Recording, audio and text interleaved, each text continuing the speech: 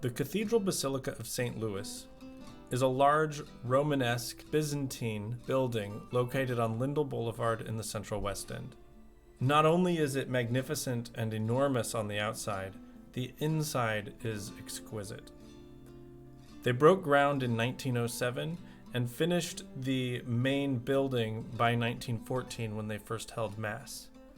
But it would take until 1988 to finish the inside of this building. If you've spent much time in St. Louis, you've probably driven by this building with its large green dome. But to know what makes it really special, you have to go inside. In the narthex, which is the entryway of the cathedral, you're immediately faced with this ceiling of gold. As you walk through the space, it flickers, and it gives you a sense of spirituality and awe and wonder. The images on the walls in this space go through the life of St. Louis, which was King Louis IX of France. He was famous for being a just ruler and a good leader, but he was also a crusader. Although I have visited the cathedral dozens of times, I'm still blown away when I walk into the central space. The walls and ceilings are covered in mosaics. Mosaics are images made of tiny glass or stone tiles called tesserae.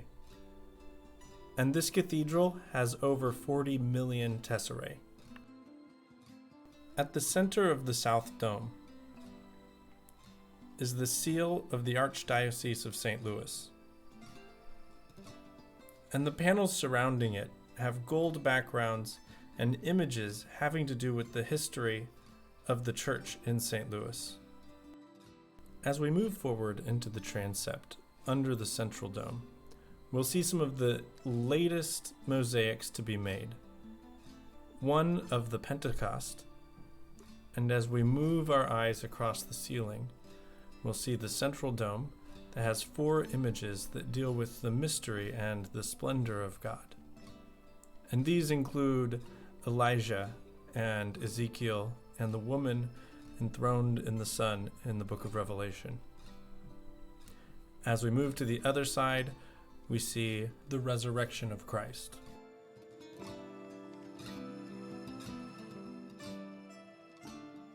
This marble crucifix resides under the North Dome, which contains images of the 12 apostles.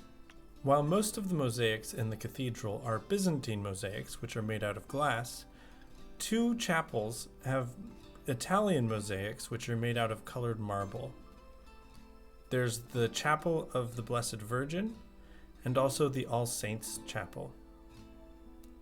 These mosaics have a different feel to them. They're not as shiny and sparkly, but they're still very magnificent. And both of these chapels are located on the west side of the building. The All Souls Chapel is located directly over the crypt where 3 cardinals are entombed.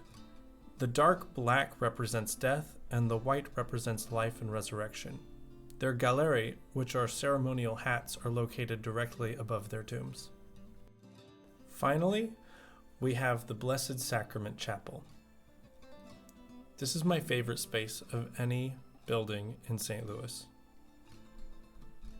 The mosaics are immaculate, and the ceiling being made so much of gold really gives you the sense that you're in a sacred space. It's always quiet in this chapel, as it's reserved for quiet meditation and prayer. All of the images in the mosaics represent sacrifice, like the lamb and even a pelican pulling out her own innards to feed her children. This is supposed to represent Christ's sacrifices for his children. Even the accents of red are to represent blood.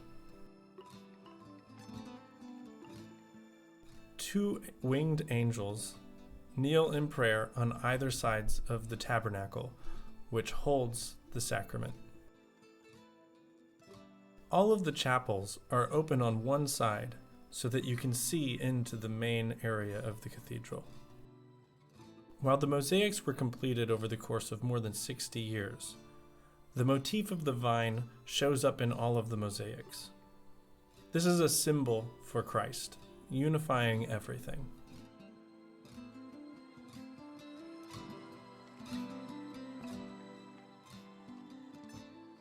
Walking through the west transept of the cathedral, we can see that great care has been taken to make every surface beautiful.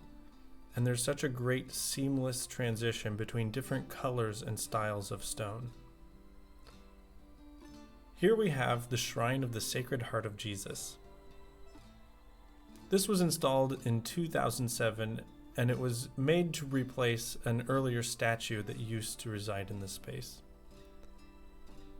From a distance, this just looks like a painting. But as you get closer, you realize that it is also a mosaic.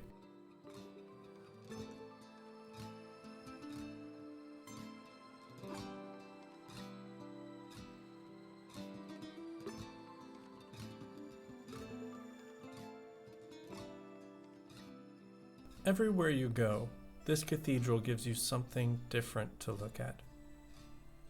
It even has an exact bronze replica of Michelangelo's Pietà. But our visit wouldn't be complete without seeing a true Byzantine icon. This is a mosaic replica of Our Lady of Perpetual Help, which originated in the 15th century. You don't have to be a person of faith to visit the Cathedral Basilica. This building is open to the public every day. And as long as you don't go during Mass, you can just walk in and look around at all of the mosaics. It's open for guided tours as well as self-guided tours. I suggest going on their website to look up their hours and for more information about visiting the space. And this is definitely a building worth seeing in person.